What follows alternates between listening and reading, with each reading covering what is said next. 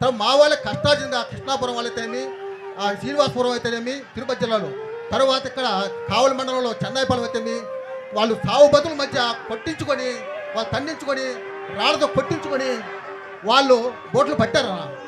పెట్టిన తర్వాత మేము 4 గ్రామాలు 4 జిల్లాల గ్రామాలు 160 గ్రామాలు మేము మాట్లాడుకుని రోజు ఒక గ్రామం కాపలా ఉంటున్నాం.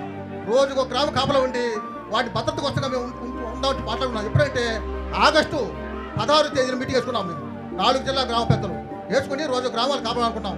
ఈ లోపల మెరైన్ పోలీస్ అయితేనేమి సివిల్ పోలీస్ అయితే మంచిగా డిపార్ట్మెంట్ వీళ్ళంతా వచ్చి మీ కాపలా అవసరం లేదు, మేము షీల్డ్ చేస్తున్నాం, దాన్ని మా భద్రతలో ఉంది, మేము రోజుకి 5 మంది పోలీసులు సివిల్ పోలీసు మెరైన్ పోలీసులు కోర్టు పెట్టి కాపలా ఉంటున్నాం, మీ సలహా మాకు అవసరం లేదు, మాది మా సోదరం చెప్పారన్న.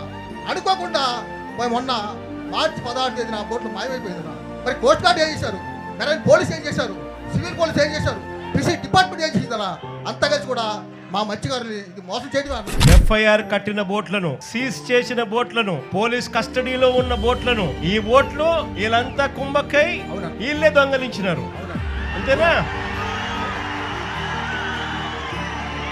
మార్చి 12వ తారీఖున ఇక్కడ లోకేష్ వచ్చినాడు. మార్చి 16వ తారీఖున బోట్ ఎగిరిపోయింది, బోట్ దొంగతనం జరిగింది.